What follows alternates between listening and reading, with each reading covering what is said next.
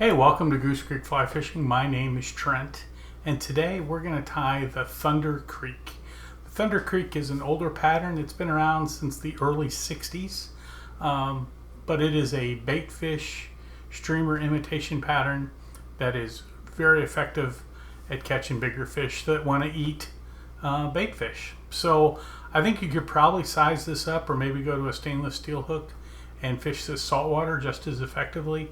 I've caught bass, bluegill, warm water species, as well as some pretty sizable trout on these patterns. So sit back, enjoy yourself, and let's get into the tie. Alright, so here is the Thunder Creek that I tied up earlier today. You can see it's just got brown bucktail on the top, white on the bottom, and the body here is just some of this pearlescent mylar. I didn't tie this with any weight, but you could weight up this this hook as well if you wanted to. So let's go ahead and get into the tie. For a hook, I'm tying this on a TMC 300, which I think is about a 6X shank hook, which is what was recommended when tying this fly. And I'll be using red thread. So I'm just going to start off kind of different, starting off back here, the bend of the hook on the butt. And then I'm going to take my mylar, and I'm just kind of going to get a rough estimate. I want it to overhang a little bit because that'll be kind of that flashy tail. So we're just going to clip this off here, and then just pull out that core. I'm just going to thread that onto the shank of the hook, let that loose stuff go on by. I'm going to hold it. I'm just going to tie that in right there. Give it a couple good wraps. You want that nice and tight there, and you can just kind of brush that back like so. Now I've got a really large whip finisher, and if you don't have one, I suggest getting one just for these purposes. So I'm going to whip finish back here.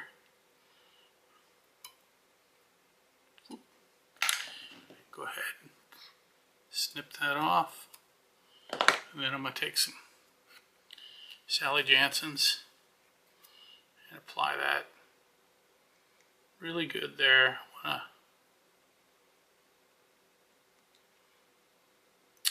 Well, I will whenever, there it goes. And I'll coat all the way around because I don't want that to come loose.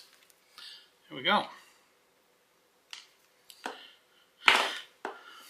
Alright, so the next thing we're going to do is, there's our eye of the hook. So I'm just going to pull that forward.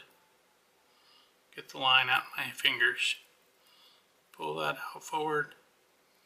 And then start making some wraps up here. I want to tie that off as well. So this gives that pearlescent, flashy underbody on this fly that I want.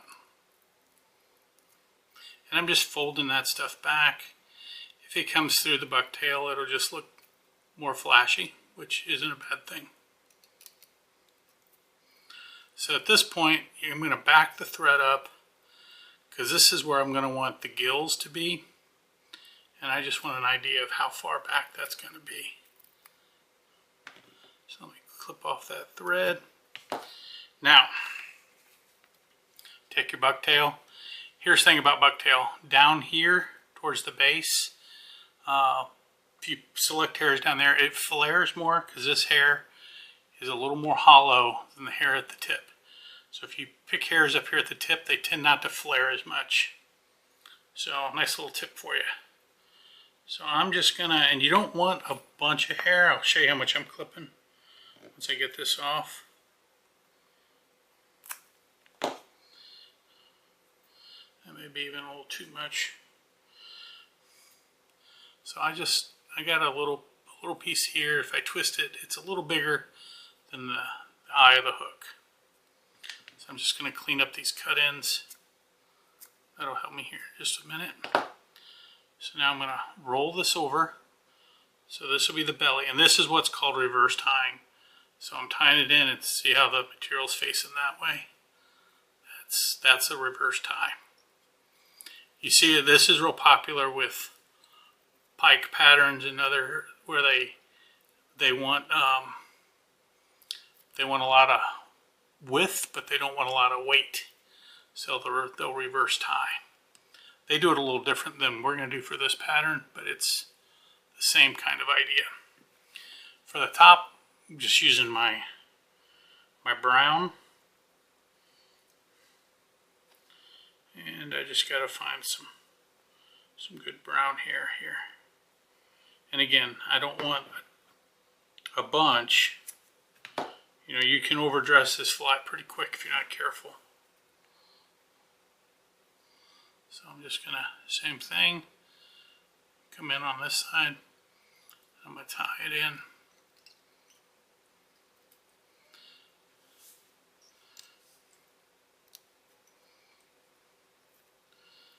Come back here, like so. Okay. At this point, let me see if I can zoom in a little more. There we go. So at this point, I know it doesn't look very attractive. It's kind of but I'm just going to pull all the brown backwards, like so. Kind of pinch that down, make sure I got all the brown, and then I can see the eye on my hook. Okay. So we're here, and then I'm just going to give 2 wraps just to hold that backwards. And then I'm going to take my white and I'm going to do the same thing. The white, you're going to want to split it on either side of the hook as you come backwards with it. Bring it back. Make sure you can see your eye of your hook. Give that a couple wraps. The reason you want to use red thread is that simulates the gills on this minnow pattern. So I have one brown errant hair there. Clip that off. So we're here, and we've got a nice brown on top and white on bottom. And then I'm just going to whip finish this off. Now, I just whip finish. I don't generally put eyes on these flies. You could. You could certainly put eyes on and epoxy your head if you wanted to, or however you prefer to put eyes on. So there is the Thunder Creek with that flash bottom underbody. So I hope you give this fly a shot. It's not terribly difficult to tie, and it works really well on anything that's going to want to eat other smaller fish. All right, so until next time, I'll see you around the vise.